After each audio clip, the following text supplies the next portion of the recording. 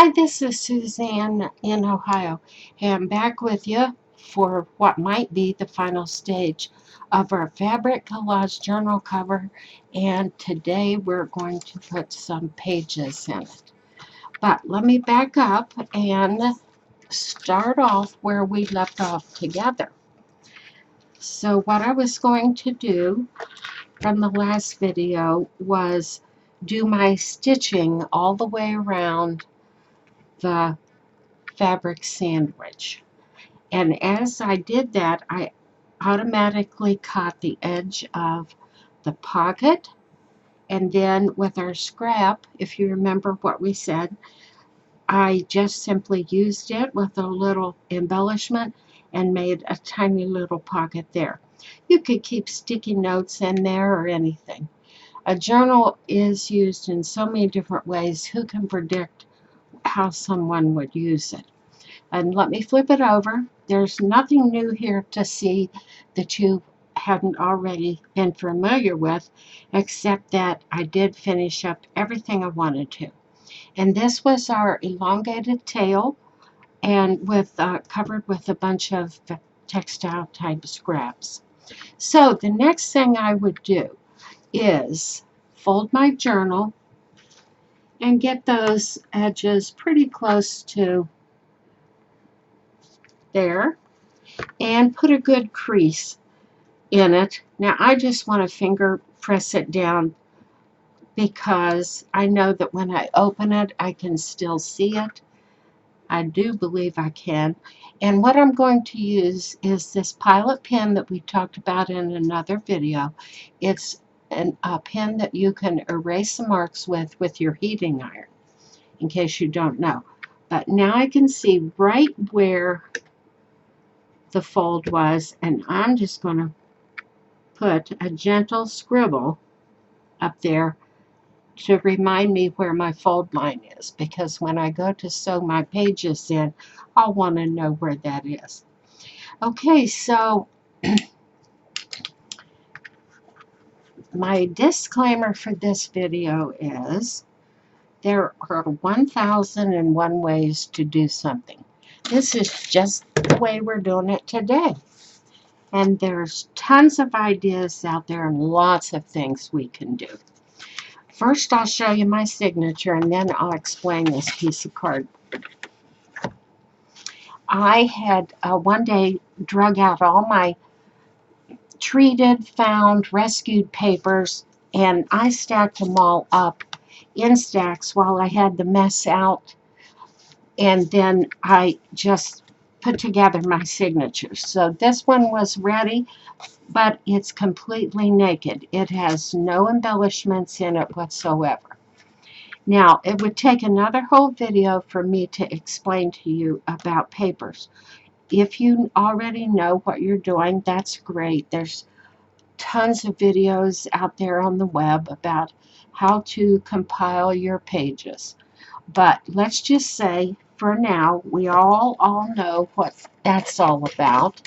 And now we're going to put them in. Now, because my journal is longer than a half a sheet of paper, what I want to do is just stagger some of these pages. So I'm going to go to the middle of this stack, and it's worth noting that I always choose a very sturdy paper for the very inside, or else I take a strip of something like file folder and just cut what's called a stabilizer and lay it in there. Because if it's a real frail piece of paper and you go pulling on your stitches, you might go right through it. But what I want to do is just stagger these. So as you can see, I'm just going to, and it's not a perfect science. Remember, nothing is perfect. These are junk journals. This is fabric art, paper arts. It all has a different feel from everybody. Everybody's got a different method. And you can see here how I'm staggering these up and down, not one at a time, but two or three at a time. And I'm just going to sort of, I guess you could think of it as stretch them out a little bit. And just working with it, looking at what I got here. Okay. And I'm still within the perimeter of the journal, mostly. I've got one raggy edge sticking out the top, which I love, because it's that, it's this paper from Amazon, packing paper. Oh gosh, I love that stuff. It's just the right weight, and I can do all kind of things with it. Now, all I want to do is scooch these back into a pile and make sure they're all nestled in together to where the original fold was. And normally I have clips that I put on them to hold everything in place while I punch holes in them, but I don't today because I don't have all my supplies.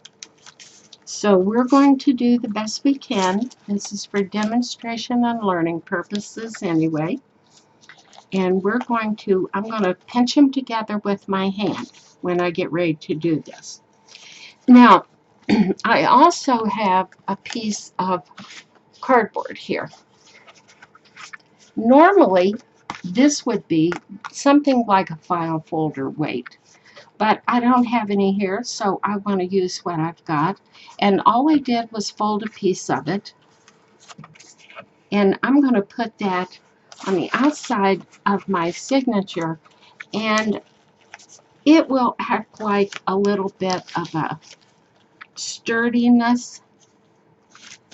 It'll keep this journal in shape. Not that you have to have it, but it's just kind of fun. And then when I'm all done, I will collage on this surface, all four sides of this piece of cardboard. And then you can see right here that I'm lining it right up with my stitches, or my stitch line that I put on there. Now, again, I don't have my waxed linen, but I did find some nice twine, real lightweight, and then this is some twine type jute stuff. I think they're both probably jute. I don't know. I don't really care as long as it's strong enough and I know my journal will never come apart. I could thread my needle with this one or this one, and in this case I'm going to try this. I would love to use this, but I can't find my wax, and I'm afraid I wouldn't be able to pull it through the stack of papers without some wax on it. So this is just the kind of little jute string that you can find in the jewelry section for making that kind of jewelry, or jewelry that uses string. Now, I have a very large needle here with a big eye, and it goes through real easy. But what I'd like to do is see if I can use this one. I don't know if I can or not, because I pinched that eye shut on that needle by using my pliers, and I don't know if I can get it back open again or not. Maybe I can pry it open a little bit with this other needle. I don't know. I sure wasn't thinking that day, because I grabbed my needle with my pliers and I grabbed it right on the eye and pinched it shut. And that isn't going to work. But let me show you why I wanted to use this needle. Now, I hope my camera will adjust. I'm not sure. This needle has a flat edge to it.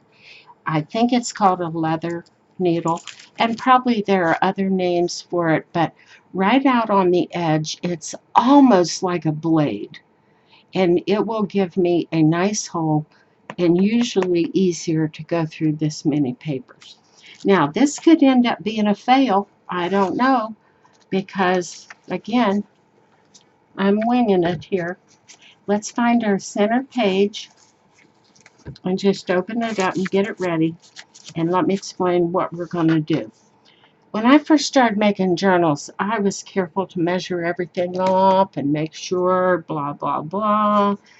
And I like the pamphlet stitch for sewing these in, and I like the traveler's notebook style. But for a traveler's notebook style, you have to have a stiff journal cover, and we don't. So we're going to use the pamphlet stitch. Now that can either be a 3-hole stitch or a 5-hole stitch. And for the sake of this project and making sure I get this done on camera, I'm just going to do a 3-hole stitch. The reason sometimes you want to use a 5-hole stitch is you have very small pages under here. And if you don't put your holes close enough together, pardon me, some of your papers might not get totally secure. But I'm going to assume I've got it covered, because I think most of my pages, and it's not the end of the world if they swivel around a little bit. I could always put some washi tape or glue them in just a dot of glue here or there. But if I'm going to do a 3-hole, I just eyeball it. And we're going to do one here, and I'm going to stay away from that edge a little bit. We're going to do one here and one here. And that's my decision. I'm sticking to it. Okay, so that's all ready to go. And I'm going to put that white jute. Where'd you go? There you are. I'm going to put this white jute in my needle, and I want to make sure I have at least 3 times the distance of my spine. This one. So I've still got my finger here. And be generous. You can always cut it off. Okay, there's 3 times, and I know I will have excess. And now that I've got a clean end to this, I should be able, I'll dip my finger in some water with my paint brushes and just pinch it good. And again, wax would be perfect for this, but I can't find it. And now we sew. Now what we want to do is get it started and then find the proper place to go through our fabric. So I'm going to go right through the middle hole, and I'm going to keep my pages folded a little bit, and I'm going to push this needle through all of these pages. Now if I had my pliers, no problem, and my little sponge back, I'm going to open it up and press down to see if I can get the needle to come through. And there it is, and I'm right on my fold. So voila, first step so far. Now I like to wobble my needle around a little bit, especially if I've got thick papers. I just want to make a little bigger hole for it to come out of. Now I want to leave myself a good tail on the inside. And then the next thing I'm going to do is go ahead and punch this hole, but I'm not taking my needle through from the front again. Let's press.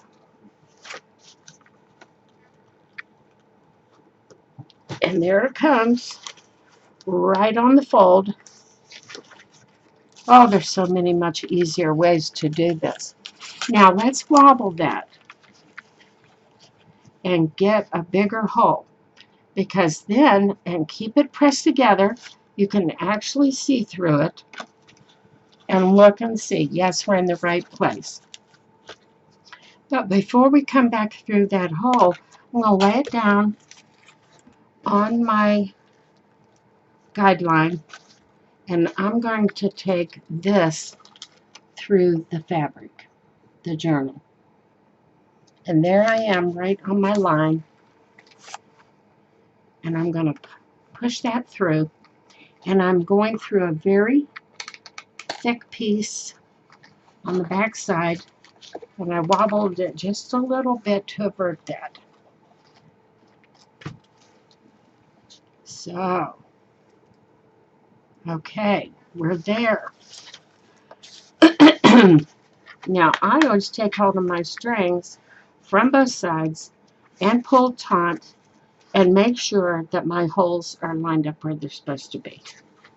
All right, so everything is lined up straight, and now I want to go in this other hole, but I can't see where it is. So what I'm going to do is open this up and look where my hole is. It's right there. And I'm going to come up through my binding or my journal cover. And I'm coming through the fabric first. And I'm going to make sure that I'm right on that red mark, which is going to be my fold mark. And then lining these up again, I'll be able to come down here, hopefully, and go right in that hole because I can see, oh yes, absolutely perfect. I came right up into the hole that I had made. Now things are holding together better and will be much easier for me to work with. So what I want to do now is I want to come up here and go back down the same hole that this one first came up. But I'm pulling this taut, and what that does is line up all my papers again right in the folds. I want to hold on to this one real tight and sort of keep it out of the way so that when I go back down, I'm not going right through the threads. Now, not that that's disastrous, but it can just make things so much harder to pull through. And I'm having a hard time. So I'm going to try pulling it this way and keeping it over out of my way while I go back down that hole. Oh yes, and it worked perfect. And I'll show you where it's coming up through. We're right here, almost hidden under the lip of that little puffy. And I've got my needle balanced on my mat, and now I can pull it right through. And I have not pierced any of those fibers in the first strand. Now I'm wobbling it just to get it to come through. Okay, now I want to go back over on this side and make sure everything looks the way it's supposed to, and it does. Now, what about this hole? So I'm going to use my needle again, just as a tool. And what I could do, and I've done this before too, so I'll show you this. I have a second needle, and I can use it to poke this hole. Make sure all my folds are nestled in, and yes they are. And let me show you one other trick. See if this works. I've got an old rag here, and I can push with that rag, but you want to make sure that that needle's not going to come backwards and hurt your thumb or whatever you're using. But look, it slid right in, and I double check on the back side to make sure I'm right in the fold, and I am. So I'm going to wobble that needle just to enlarge my holes a little bit and take it back out. So now I'm back to my real needle that has been threaded, and I don't want to lose that tail. So we're going to turn this around, and I'm going to look for where that is. It's right there. Now, if you have a hard time, you can stick a straight pin in there where you know it should be and go by where the straight pin sticks out on the other side and then start your gravitation. Why didn't I think this earlier?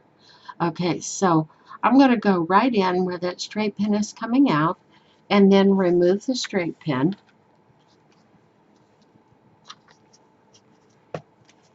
And I've got my holes marked here. Let's see how we do. I have done the same thing with that before too. Put my needle back in.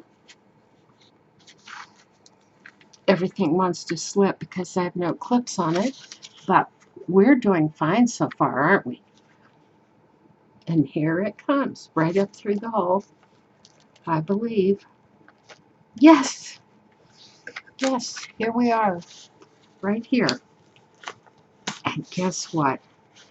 We're almost done. Okay, now I'm going to pull these taut, and I'm going to double check on both sides to make sure I didn't accidentally create a tangle or a loop or something like that. Now all we're going to do is tie these together, but before I do that, I want to slide this needle and this thread under this stitch. That way I have something to pull against when I tie it. So I'm just going to tie this left over right. No, it doesn't work that way with my needle in there, but make 2 knots, left over right, right over left, and then you have a real strong knot. And if you're uncertain, tie another knot. And then if you want to glue little decorations on the end of your string, leave them longer, otherwise just cut them off. Okay. Now, voila, we have a journal. How about that? Isn't that fun? I remember when I made my first couple journals, I was just in awe. I was so new to paper arts and journaling or journal making and different things. I just couldn't believe that I could make a book. So fun. All right, so now we can really open it up, and I can show you a few of the pages if you need some ideas. Now you can see what the inside of our journal looks like. Oh, about this red line, just run your iron, the tip of your iron along there, and that'll all disappear. We have our pocket, we have this pocket, we have this hard, what I call, you can call it, some people say it's like a dashboard. I just call it a signature cover or whatever, but I will doctor that up, and perhaps I'll do another video if you want to see it collaged. And then here we go into our papers. And this paper here I did myself with what's called discharging. I used chlorine bleach and those fat rubber stamps, and I got some beautiful effects, so I put some of those in there. This is a masterboard collage sheet I made myself with different things that I had and run it off. And on the back side, I don't think you can see it, I put a print of laces and just found craft paper, plain paper, handmade paper.